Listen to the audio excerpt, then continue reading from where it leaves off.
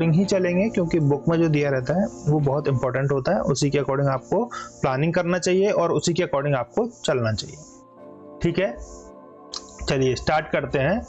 तो बहुपद में हमने ये सब पढ़ लिया था, डिग्री क्या होती है, बहुपद की घात क्या होती है, ठीक है, रैखिक बहुपद क्या होते हैं, द्विघात बहुपद क्या होते हैं, ये मैंने आपको बता दिया था। उसमें चर और अचर क्या होते हैं, है ना, वेरिएबल और कांस्टेंट क्या होते हैं, वो मैंने आपको बता दिया था। ठीक, ये सारी चीजें आपने उसमें पढ़ ली थी। आज हम एक इम्पोर्टेंट टॉपिक के बारे में बात करेंगे। ये भी मैंने आपको बता दिया था, p पर x का मान क्या होता है, k का मान क्या होता है, ये आपने समझ लिया था। ठीक है, और समीकरण क्या होते हैं वो मैंने आपको बता दिया था, उसमें से वैल्यू कैसे निकालते हैं ये मैंने आपको बता दिया था। आज हम शून्यक के बारे में पढ़ेंगे। शून्यक हमने निकालना सीख लिया था उस दिन, ठीक है, और इससे रिलेटेड जो भी था और मैं आज भी आपको बताऊंगा। शून्यक हमने पढ़ लिया था, शून्यक के आगे हम पढ़ेंगे और शून्यक क्या होता है और इसकी इंपॉर्टेंस क्यों है, ठीक है, तो वो हम पढ़ेंगे। देखो होता क्या है, जैसे इसमें दिया है 9th क्लास में आपने पढ़ा होगा, हो सकता है आपको याद हो या ना हो, एक बार रिवाइज कर लेते हैं। ठीक है, किसी रैखिक बहुपद का शून्यक कैसे ज्ञात किया जाता है। रैखिक बहुपद समझ गए, जिसमें x की घात क्या होती है, 1 होती है, उन्हें हम क्या बोलते हैं, रैखिक बहुपद। तो उनका शून्यक कैसे ज्ञात करते हैं, तो हम क्या करते हैं, मान लेते हैं। तो मान लेते हैं हम कि किसी भी रैखिक बहुपद है ना, मान लो कोई भी रैखिक बहुपद है, इसको हम px से डिनोट करते हैं, ax प्लस c। ठीक है, तो इसका शून्य क्या है, मान लो हमने माना k। ठीक है, जब इसका शून्य k है तो मतलब इसकी वैल्यू क्या होगी, शून्य के बराबर होगी। तो वो क्या हो जाएगा, p k is equal to 0, k equal to 0 होगा। और मैंने आपको बताया था x में जो हम वैल्यू रखते हैं वही हम यहाँ पर वैल्यू रखते हैं। ठीक है, तो यहाँ पर हम क्या करेंगे, वो वैल्यू रखेंगे। चलिए रखते हैं, कैसे रखेंगे, a k प्लस c, ठीक, या b भी मान लीजिए, बुक में आपके b लिखा हुआ है, यहाँ कोई भी वैल्यू हो सकती है, इसको b रख लेते हैं। ठीक, तो ये किसके बराबर है, 0। अब k की वैल्यू क्या आ जाएगी, b इधर जाएगा -b और k कहाँ आ जाएगा, नीचे आ जाएगा। तो k की वैल्यू क्या निकल के आई, k इज इक्वल टू क्या निकल के आया, b minus b upon a। अब ये -b और a क्या है, ये -b और अपॉन a क्या है, ये b आपका ये है और a ये है। ठीक है, और k की तो आपने वैल्यू निकाली ही है। तो a इसमें क्या है, x का मल्टीपल है, ठीक है, x का गुणांक है, और b क्या है, एक अचर, और a x का गुणांक। तो ये क्या हुआ आपका, एक अचर हो गया, ठीक, और ये क्या हो गया, x का गुणांक। तो एक इससे क्या निकल रहा है, एक हमको एक कंडीशन मिल रही है। क्या कंडीशन मिल रही है, क्या कंडीशन मिल रही है कि कोई भी रैखिक बहुपद जो होता है ax प्लस b, कोई भी रैखिक बहुपद जो होता है ना,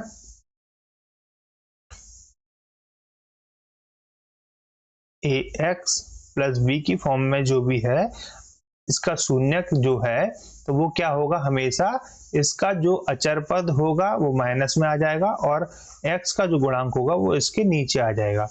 तो इन दोनों को मिलाकर हम क्या पता कर सकते हैं, ये उसका क्या हो गया, शून्यक होगा।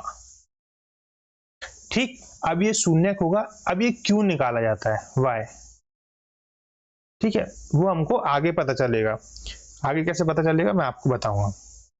अब सपोज दैट मान लो कोई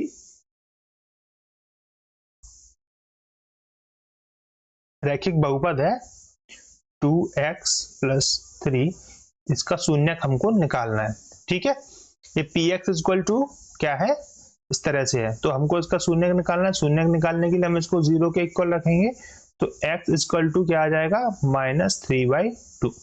तो इसका शून्य क्या हुआ, इसका शून्यक हो गया ये -3/2। असल में ये क्या है, b है और ये a है, वही ax प्लस b सेम है। तो ये आपकी वैल्यू इस तरह से इजीली निकल आएगी। ठीक, अब आपको ये समझना है कि ये शून्यक हमने निकाल लिया, लेकिन इसका असल में मतलब क्या है, ये क्यों निकाला है। तो क्यों निकालते हैं हम, जब हम किसी भी बहुपद को या रैखिक समीकरण को ग्राफ पर प्लॉट करते हैं। कहां पर प्लॉट करते हैं, ग्राफ पर। ठीक है, 9th में भी आपने ग्राफ पढ़ा होगा। ठीक है, आज फिर से थोड़ा सा पढ़ लेते हैं। चलिए, तो हमारी इक्वेशन क्या थी, चलिए क्या इक्वेशन है हमारी, आपने क्लास 10th में पढ़ा होगा, सॉरी 9th में। ये देखिए इसमें दिया हुआ है बुक में, क्या दिया हुआ है कि y equal to b x plus a x plus b का ग्राफ एक सरल रेखा होता है। यानी कि कोई भी हम रैखिक बहुपद लेंगे y equal to a x plus b, इसका ग्राफ क्या होगा, हमेशा सरल रेखा। सरल रेखा कैसी होती है, ये हो सकती है, ये हो सकती है, ये हो सकती है, ये हो सकती है, हमेशा सरल रेखा मतलब सीधी रेखा होगी। ठीक है, तो इसी से रिलेटेड हमको ये इसमें चेक करना है। तो इसको कैसे करके देखेंगे वो आज देखते हैं। ये आपकी एक्स एक्सिस हो, सॉरी वाई एक्सिस हो गई और ये आपकी एक्स एक्सिस हो गई। ठीक है, ये वाई और ये एक्स, इधर की सभी संख्या माइनस की होती हैं, ये पॉजिटिव होती हैं, ऊपर पॉजिटिव नीचे नेगेटिव। ठीक है, अब हमारा समीकरण है y is equal to 2x plus 3। तो इसमें हम क्या करते हैं, y की वैल्यू निकालते हैं। कब निकालते हैं, x की वैल्यू में वैल्यू पुट करके। ठीक है, तो हम क्या करते हैं, एक टेबल बना लेते हैं। ठीक, यहाँ पर x और यहाँ पर y, ये y यही है। ठीक है, ये वाला y है। अब हमने यहाँ पर रखा -2। x की वैल्यू जब हम -2 रखेंगे इसमें, तो हमें y की क्या वैल्यू मिलती है वो पता करना है। ठीक, तो x की वैल्यू रखेंगे हम, तो y इक्वल टू 2 ब्रैकेट में -2 प्लस 3, क्या आया, -4 प्लस 3 इक्वल टू क्या आया, -1। यहाँ क्या रखा हमने, -1, ये हमको वैल्यू मिल गई। अब दूसरा क्या था, दूसरी हम y की वैल्यू रखेंगे +2, तो y इक्वल टू 2 ब्रैकेट में 2 प्लस 3, कितना हुआ, 2 2 4 और 3, y इक्वल टू कितना आया, 7। ग्राफ पर प्लॉट कैसे करेंगे, ये सारी चीजें ये समझना महत्वपूर्ण है। देखिए अभी मैं आपको डिजिटली पढ़ा रहा हूं, इसीलिए ग्राफ में क्या होता है, जो खाने बने होते हैं ना वो छोटे छोटे होते हैं। एक खाने के अंदर छोटे छोटे 10 खाने होते हैं, छोटे छोटे छोटे छोटे। ठीक है, तो अभी यहां पर हमको क्या मिला, कितनी वैल्यू मिली, 7। ठीक, जब हमने x की वैल्यू कितनी ली थी, -2, तो ये हो गया -1 और ये हो गया -2 -3। तो हमने कितनी ली थी, x की वैल्यू -2, 0 से 1 2, -2 यहाँ आ गए हम। ठीक, तो y की वैल्यू कितनी मिली थी, -1। -1 का मतलब क्या होता है, 1 2 3 4 5 6। ठीक है, 1 2 3 4, -1 -2 -3, हमको कितनी मिली, -1, कहां पर, 2, तो ये यहां पर मैच कर रहा है ये वाले पॉइंट पर। ठीक, ये एक पॉइंट मिल गया हमको, -1 पे स्केल रखेंगे हम। ठीक, और -2 पे, क्यों, क्योंकि x की वैल्यू -2 है और y की वैल्यू कितनी निकल के आई, -1। तो इन दोनों को मिलाने के लिए हमने क्या किया, स्केल रखी, ऐसे इसमें मिल जाएगा ये। ठीक, अब x की वैल्यू 2 1 और ये 2, y की वैल्यू कितनी आई, 7, तो 1 2 3 4 5 6, एक और लेते हैं यहाँ पर, ये 7, तो 2 की सीध में 7, एक पॉइंट ये हो गया और एक पॉइंट ये हो गया। अब इस पे स्केल रख के इनको हमको मिला, ये सरल रेखा खींच नहीं रही है इससे, ठीक है, ये इसमें मिला देंगे। एक मिनट, मिल गई। ये इस तरह से सरल रेखा मिलेगी और ये जो पॉइंट होगा, ठीक, याद रखना, ये जो पॉइंट निकल के आया है, एक ये पॉइंट था और एक ये पॉइंट था, ठीक, ये जो पॉइंट निकल कर आया है, ये पॉइंट कितना हुआ, ये -2 था और ये -1 था। अब -2 से -1, ठीक है, तो जो हमारा आपने याद किया था, याद नहीं सॉरी, आपको मैंने बताया था 2x + 3, इसका शून्य क्या होता है, ये वैल्यू नीचे चली जाती है 2 और ये माइनस में आती है, तो -3/2। तो ये जो शून्यक था, ये यही पॉइंट होता है, ये जो शून्यक होता है ना, वो यही पॉइंट होता है। यही पॉइंट क्यों होता है, क्योंकि ये x का वैल्यू होती है। किसकी वैल्यू होती है, x की वैल्यू होती है। तो ये हमेशा किस पे मिलेगी, x एक्सिस पे ही मिलेगी। किस पे मिलेगी, x अक्ष पे, ठीक। तो ये क्या है, इसका शून्यक है, किसका, रैखिक बहुपद का। ध्यान रखना, सभी के लिए नहीं, ओनली रैखिक। तो रैखिक बहुपद में x की जो वैल्यू निकल के आती है वही उसका शून्यक होता है और वो हमेशा x एक्सिस पर ही मिलेगा।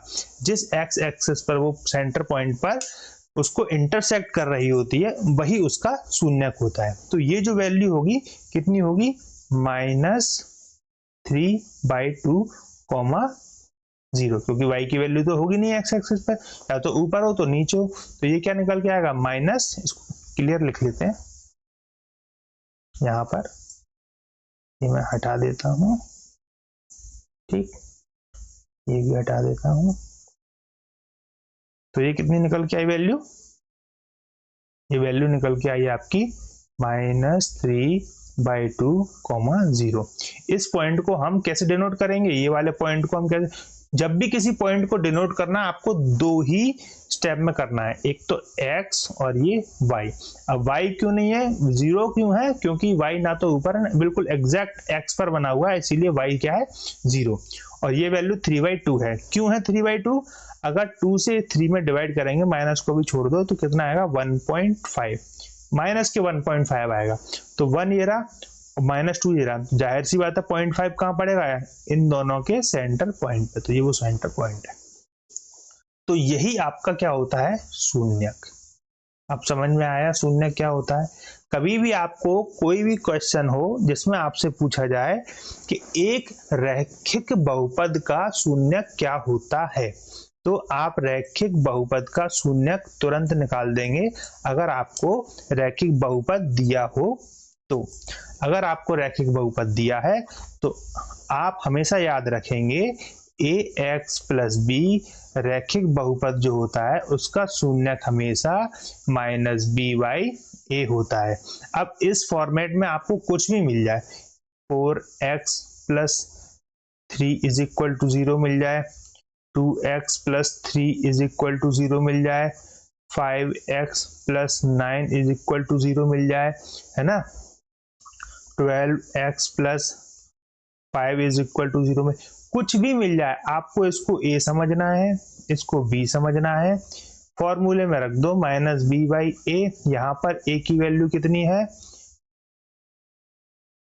a की वैल्यू कितनी है 12, b की वैल्यू माइनस लगा के 5, ये इसका शून्यक हो गया।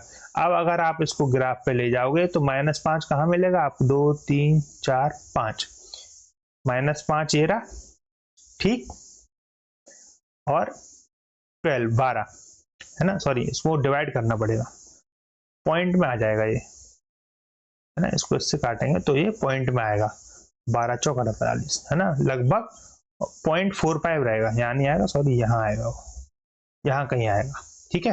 तो ये इसका क्या हो जाएगा, शून्यक हो जाएगा, माइनस में है तो माइनस में आ जाएगा। तो यहाँ से जो सरल रेखा जा रही होगी वो उसका क्या कहलाएगी, शून्य कहलाएगी।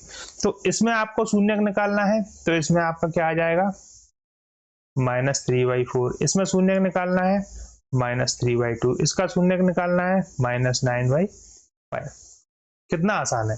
तो अब रैखिक बहुपद का शून्य आप आसानी से निकाल सकते हैं, उसका इजीली आप ग्राफ पर प्लॉट कर सकते हैं। ये मैंने आपको बता दिया। ग्राफ पर प्लॉट करने के लिए आपको क्या करना है, सिर्फ और सिर्फ x और y की वैल्यू निकालते जाओ, सॉरी x की वैल्यू निकालते जाओ और y में वैल्यू पुट करते जाओ। यहां कोई भी वैल्यू रखते जाओ और उसके हिसाब से जो भी आपको ax + b = 0 में दिया हो, यहाँ वैल्यू पुट करते जाओ x की, ये y के इक्वल टू होता है, ठीक है, और y की वैल्यू जो आती जाए ग्राफ पर उसको प्लॉट कर दो। तो ये आपका जहां पर इंटरसेक्ट करेगा ये क्या हो जाएगा, शून्य हो जाएगा, ये आंसर हो जाएगा। ठीक है, तो आप इसको समझिए, पढ़िए, डाइजेस्ट करिए, सारी चीजों को प्रैक्टिस करेंगे।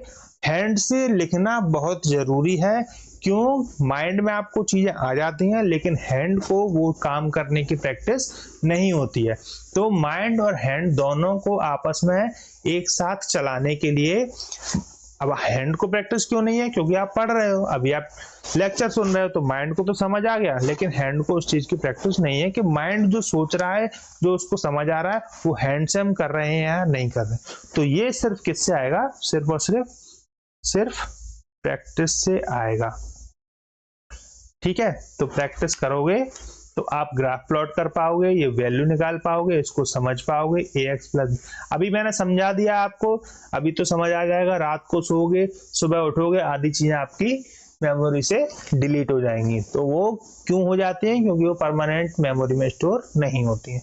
तो उसको स्टोर करने के लिए क्या करना पड़ता है, रिपीट रिपीट रिपीट करते जाओ उसको, जैसे परमानेंट मेमोरी में चला जाएगा फिर कभी नहीं भूलोगे। ठीक, इस पर मैं लेक्चर लाऊंगा, एक आपको समझाऊंगा कि मेमोरी कैसे वर्क करती है, परमानेंट मेमोरी में किसी भी चीज को कैसे स्टोर किया जाता है। ठीक है, तो कल मिलेंगे हम नेक्स्ट लेक्चर में, किसके लिए, जिसमें हम पढ़ेंगे द्विघातीय बहुपद जो होते हैं उनका शून्य कैसे निकाला जाता है और उनके बीच में रिलेशन क्या होता है। आज जैसे हमने रिलेशन पढ़ लिया था, ठीक है, अचर और उसके गुणांक में क्या रिलेशन होता है, रैखिक बहुपद में, द्विघात बहुपद में पढ़ेंगे, उसको ग्राफ पर कैसे प्लॉट करते हैं वो एक बार पढ़ना है, परमानेंट मेमोरी में स्टोर कर देना है, खत्म, फिर जरूरत नहीं पड़ेगी। ठीक है, तो ये हमने आज इतना कवर कर लिया है, कल हम इसके आगे का पढ़ेंगे ये वाला। ठीक है, तो नेक्स्ट लेक्चर में फिर मिलेंगे, तब तक के लिए बाय बाय, गुड नाइट।